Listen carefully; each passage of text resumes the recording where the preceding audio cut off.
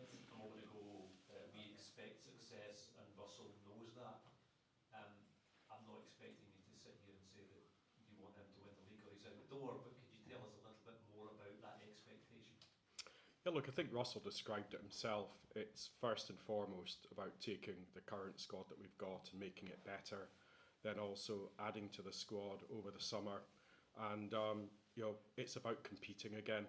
So I think we all accept that last season just passed, we were way off, and that's not where we want to be. That's not acceptable as a club.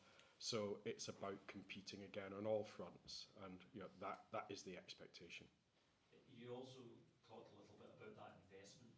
I wonder if you could add a little bit more about that. I know that there's only so much you can say until the general meeting on the 23rd. I think you said the majority or a sizable portion of that will be going to the footballing operations. Might there be more on top of that, or is that what Russell can expect to work with? Yeah, so I think what I said was a decent amount, because player trading is an important part of how we grow the club. So clearly that is a good way to use an element of that investment, and that is very much part of the strategy. And in fairness, that was part of the strategy even without the investment.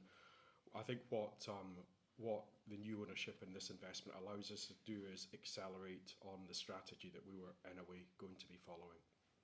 Mark? Kevin, you've obviously had a career that's been quite varied, but also, if you look at your time at Everton, you had to buy, you had to sell. At Ibrox, you've got a different set of circumstances. You also have the European dimension, where the club in the last 5 years has had almost a golden age of the quality that we played against and the number of games. Does that add difficulty to your role? Yeah, I think so. It's I think Rangers, with respect, is a complicated problem to solve, isn't it? You've got some different strands for the different games that we're going to play. Obviously, we've got Europe, as you mentioned. We've got the Old Firm games, and then we've also got the league games. And sometimes the head coach is going to have to play differently under different circumstances. But I also think it's a really exciting challenge. This is a big club, and big clubs play in Europe. They rise to those challenges. They solve those problems. And so, from my perspective, I'm very, very excited about the opportunity of being able to solve some of those problems, and hopefully we get ourselves in a space where we win those games and get everybody excited about watching Rangers play. Patrick, over the last few years, the club's been subsidised quite heavily by the investors, by the shareholders. In terms of the amounts of money that have come into the club from them and success in Europe, have you been able to identify a way to shift the burden from the shareholders and take advantage of those revenue streams? Yeah, look, again, sort of going back to what is our strategy. We've since I came in, we've been looking at a strategy in which Rangers can become both successful on a sustained basis, but also on a financially sustainable basis. So we don't want to be going back to shareholders, ideally, and asking them to put their hands in their pockets. So it's up to myself and the rest of the team to be putting in place a strategy that will make sure that we're financially self-sustainable, and that does include player trading. There are also other revenue streams available. Obviously, the European revenue stream is extremely important to us, and if we can, move up a league to a Champions League, that's again an enhanced revenue stream. But that's all about getting it right on the pitch. And there's obviously other revenue streams that come through commercially. Again, it's a virtuous circle. If you're getting it right on the pitch, you're generating more money, and you can invest that back into football. We're looking at all different avenues for generating greater revenue, and ideally in a way that means that we're not looking to ownership going cap in hand season after season. It's going to take us a while to get there, but again, we're putting in place the building blocks, and we're just going to take the right steps in the right order. Go Stevie, then Joshua, please. Patrick, good afternoon. Kevin obviously spoke to you, but just to ask you, gentlemen, if you can talk us through the recruitment process of the head coach a wee bit, because there has been stories that certain people have turned down the club and jobs have been offered. Can you clarify exactly the kind of process behind it? I'm not asking you to name names or who you've spoke to. I appreciate you can't do that, but there has been stories that people have turned us down. Where was Russell Martin in your thinking from the start, and why Russell Martin for you, gentlemen, that made him the outstanding candidate? Yeah, so it has been, it's been a lengthy process, and I don't think we shy away from that. And I think to some people's frustration, it's not been more quickly. But look, as I kind of explained at the outset, the first thing that we wanted to do was make sure that we were hiring a head coach that matched the style of football we believe we need to play in order to be successful on a long-term basis. And once we'd identified that, then a lot of data analysis, and it creates long lists. And then there's a lot of video analysis to look at how coaches, coach and practice, how their teams perform. There's a lot of interviews to understand the characters of the coaches, of the various candidates. There's also a lot of references taken, so you understand how they've worked in practice, and it's not just a good interview, etc. So that is a very long process, and throughout that, I've seen names have been mentioned in the media. Some may have been involved, some may not have been involved, but we only made one offer for this role, and that was to Russell Martin, and we're delighted he accepted it. Cool. Joshua, Michael, then Gabs, please.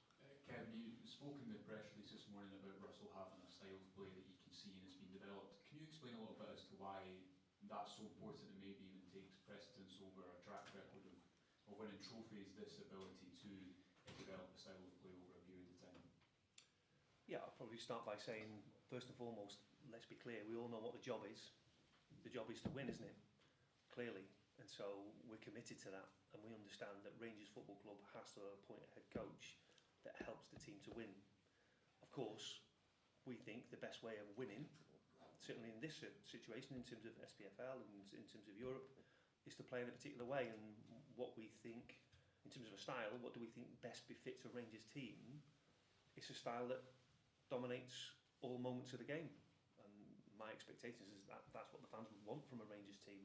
They want us to be super aggressive when we're in possession, keep the ball, control the games more. The game should be less transitional with respect. And then out of possession, we should also be super aggressive. We should be attacking without the ball and dominating opponents, both when we've got it and when they've got it. So we were looking for an individual that would understand Rangers, understand the context of what's needed and the pressure of what's required, and then be able to deliver the style that not only best befits this football club, but also give us the best chance of winning. And through the process, that was Russell Martin. Can we do Michael, Gabs, Rahman, then David, and then that's us finished, gentlemen. Thank you. Patrick, you'll be aware that there's been a fair bit of negativity amongst the fans, certainly online, about the appointment, and I guess you've probably picked up on that for a few days. Was that any sort of factor in your thinking that that would have to be just a storm that you'd have to ride through, and has it taken a bit of kind of courage from the board almost to go down the route? I think, firstly, we're always very sensitive and aware of supporter sentiment on any issue, and yeah, I'm aware that supporters have strong views on who the right person for the role is. So we'll always factor that into a degree, but equally, I've been talking a lot today about process and making sure we've got people and experts in that are qualified to make decisions. So we've really put our trust in a process, making sure that we've got right people in to make decisions. And so it has been following that with a lot of discipline. We're not oblivious to the noise at all, not at all.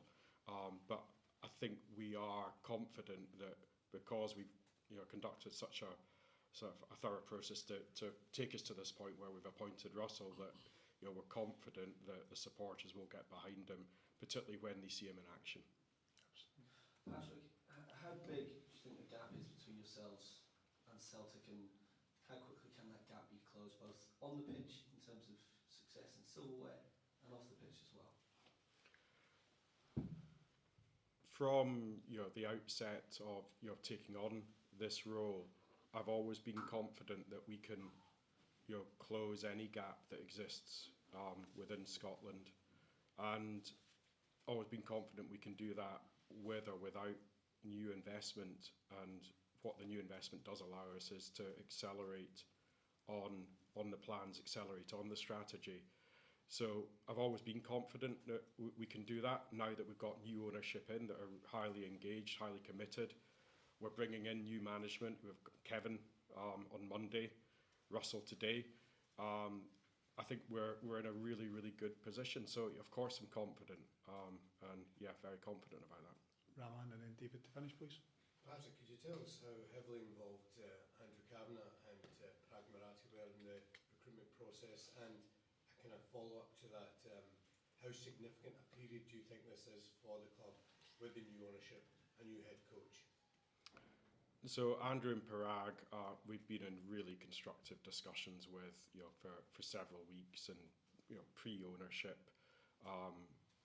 Naturally, we wanted to make sure that decisions we were making pre-change of ownership would have longevity after the change of ownership. So we've been in really constructive discussions.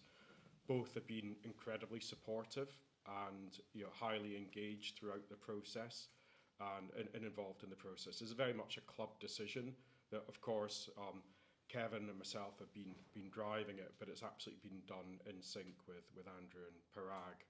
I think, so the second part of your question. Just in terms of how significant a period do you think this is for the club with the new ownership? Head coach has just been appointed. I think it clearly is incredibly significant. That's 2 seismic changes. In fact, 3, if you look at, we've had a change of ownership, followed by a sporting director coming in, followed by a head coach being announced. I mean, that's an awful lot of activity for one club in 1 week. So I think it does herald a really positive new chapter for the club. So yeah, I think it is a seismic period for the club and sets a really strong foundation for the future. Dave? You mentioned Last one, Raman and then David, please. Sure. You mentioned Europe earlier in the Champions League. Is qualifying to the Champions League in season 1 for Russell Martin a hope or an expectation? Look, I think for Rangers, qualifying for the Champions League is always something that we would aspire to, always. Now, we've got 3 qualification matches to go through, so that is tough for any club. We know that. So we're realistic about what's possible. Of course, with a good run, Champions League is possible, but equally, we've been playing in the Europa League successfully, and both competitions are strong competitions which we'd be excited to be in. Last one, David, please. This to Kevin. Kevin, the squad that has been assembled at Ibrox as it currently stands has always seemed to be a bit misshapen, that there was no overall plan to it, that it was mainly sign a good player and a good player will do well. Is there a more overarching view now of recruitment going forward, and if you like, maybe more of a process as to how people fit rather than the individual profile? Yeah, it's very difficult for me to comment on what went before. All I can really talk about is what we're going to do next. And I think where we are, clearly, with Russell, is with a head coach that's got a very clear identity. I think that's a really positive thing, because if you don't know where you're going, you often end up where you don't want to be, don't you? And that's possibly where lots of football clubs go wrong. So our perspective is be very clear on what direction travel looks like, be very clear on what profiles we need to be able to be successful in that identity, and then work together to identify the very best players, the very best talent to come into that group to help us to win. And so that's certainly how we're going to operate going forwards. Okay guys, thank you very much. That brings an end to the broadcast part of this. Thank you. What